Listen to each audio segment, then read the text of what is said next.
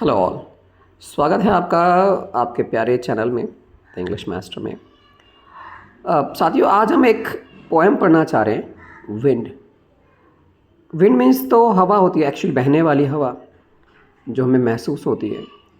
लेकिन ये जो पोएट है ना, इन्होंने बड़ा ही शानदार शब्दों का प्रयोग किया है इस पोएम को आपको बताने के लिए कि, और हमें भी एक सलाह दी है कि हम अगर सामना करें तो सामना कैसे करें उन स्ट्रॉन्ग विंड्स का।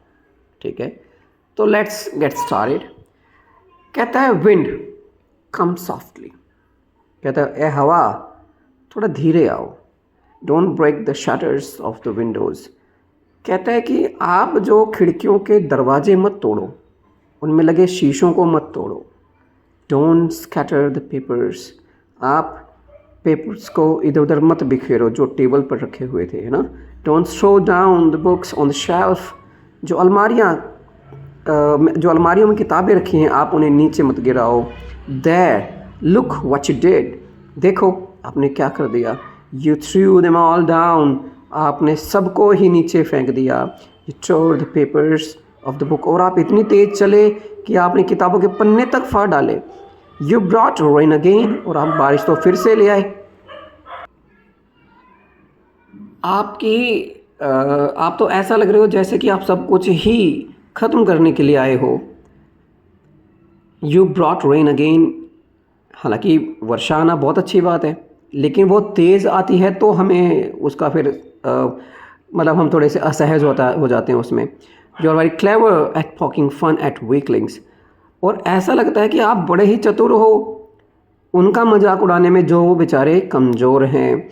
जैसे कि फ्रेड क्रम्बलिंग हाउसेस, ऐसे घर जो बस गिरने ही वाले हैं, उनकी दीवारों में दरारें आई हुई हैं। Crumbling doors, crumbling rafters, crumbling hearts. तो आप देखो कि आपने जो है सभी चीज़ों पर हमला कर दिया है जो भी कमज़ोर हैं, चाहे वो क्रम्बलिंग वुड्स हों, क्रम्बलिंग बॉडीज़ हो, क्रम्बलिंग लाइफ्स हों।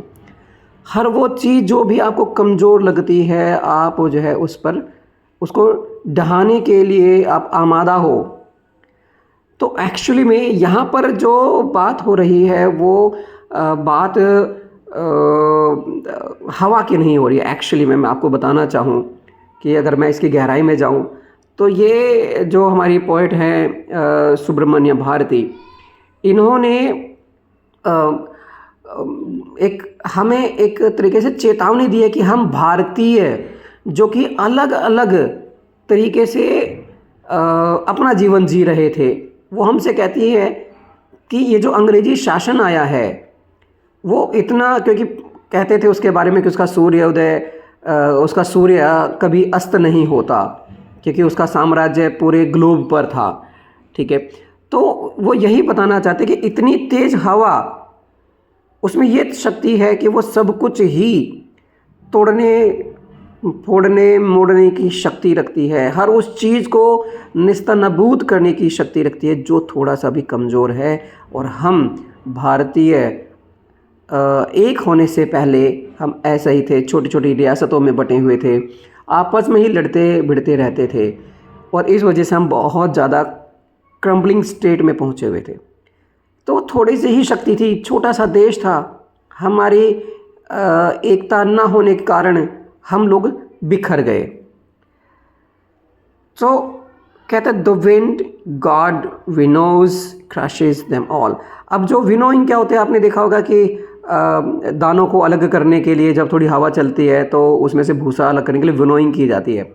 ठीक है, तो विनोइंग मतलब वो लहरें।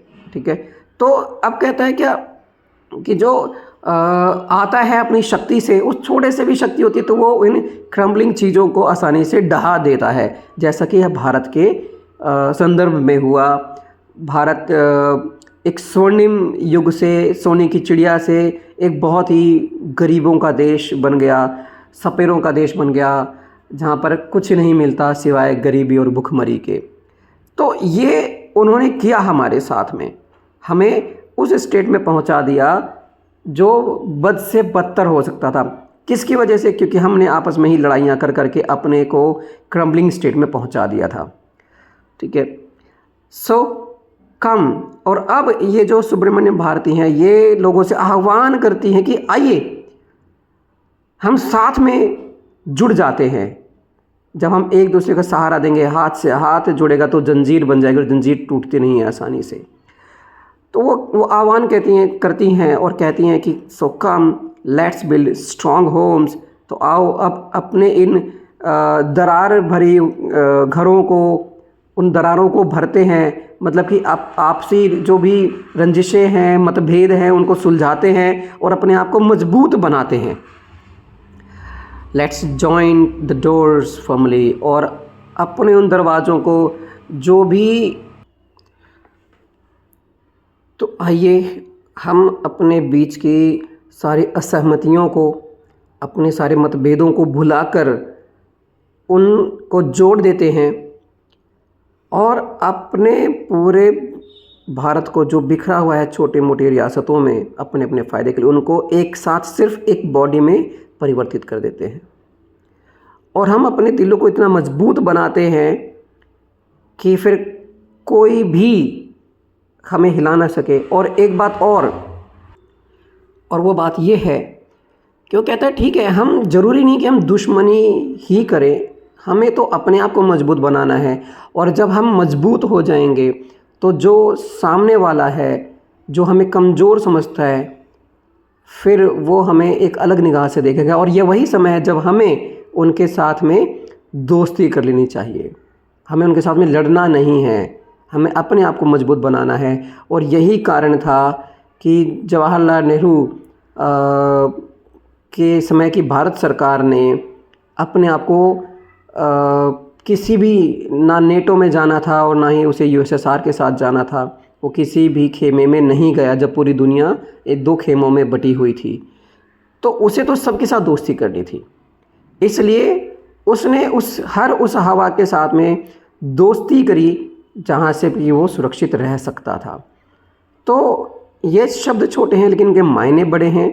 और आई होप मैं आपको अच्छे से समझा पा रहा हूँ कि जो पोएट बताना चाहती हैं कि ये बताना चाहते हैं कि जो उस समय रहा होगा।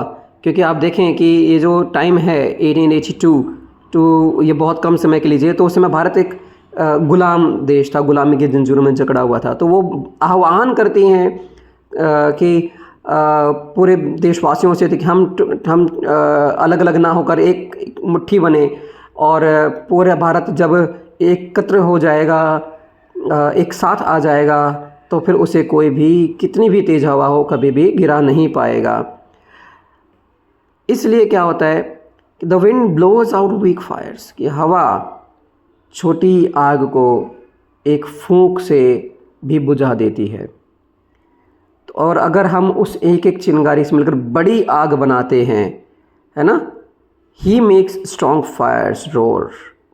लेकिन वही हवा अगर एक मजबूत आग के सामने आती है तो वो उसके अंदर इतनी शक्ति भर देती है कि वो जंगलों को, बहुत बड़ी बड़ी चीज़ों को राख कर सकती है। तो आग है, बस फ़र्क इतना है कि एक छोटी है और एक उसी छोटी छोटी से मिलाकर एक बड़ी आग बनी है, जो हवा, जितनी तेज़ हवा होगी उतनी तेज़ी से फैलेगी। Hits friendship is good. इसलिए हमें मजबूत का अगर साथ बनाना है, मजबूत के साथ अगर हमें दोस्ती करनी है, मित्रता करनी है, तो हमें भी अपने आप को इकट्ठा होकर ये बताना होगा कि मैं भी मजबूत हूँ।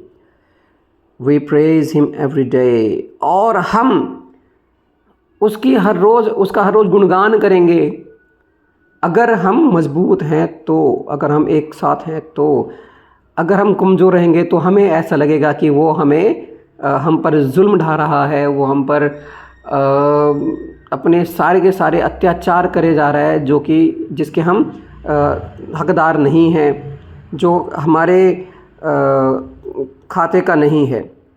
तो साथियों, इस पोएम में पोएट ने हमें ये बताने की कोशिश की है कि अगर हम एक एक रहेंगे तो हम बड़े आसानी से तोड़े जा सकते हैं, फोड़े जा सकते हैं, बर्बाद किए जा सकते हैं। लेकिन अगर वहीं हम इकट्ठे हो जाते हैं तो हम अपने भारतवर्ष को एक बहुत अलग दिशा में लेकर जा सकते हैं, जहाँ पर कि सिर्फ़ और सिर्फ उन्नति का रास्ता, तेज़ी से आगे बढ़ने का रास्ता ही नज़र आता है। और हम इतनी तेज़ी से गरजेंगे कि कोई भी हमें आँख दिखाने की कोशिश नहीं कर पाएगा। तो इस उम्मीद के साथ कि मैं आपको इस पोएम की जो आत्मा थी, उस आत्मा से रूबरू कराने में सफल हो पाया होऊंगा। मैं बता पाया होऊंगा कि जिस परिप्रेक्ष्य में, जिस संदर्भ में हमारे पोएट लिखना चाहते थे, बताना चाहते थे, जो उनका भाव रहा होगा इस पोएम को लिखने का उस समय पर, वो मैं आपको बता पाऊँगा, उसमें मैं सफल हो पाऊँगा। तो ये तो मुझे खैर तभी पता लगेगा जब आप इस वीडियो को लाइक करेंगे, शेयर करेंगे और चैनल को सब्सक्राइब करेंगे, क्योंकि मेरे पास कोई दूसरा रास्ता नहीं है यह जानने का कि मैं अपनी बात को आप तक पहुंचा पाया नहीं। तो इस उम्मीद के साथ में कि आप मेरा साथ पूरा देंगे, आपने पूरी वीडियो देखी होगी, आपको समझ में आई होगी और आप अपना प्यार बहुत ज़्यादा देंगे। धन्यवाद।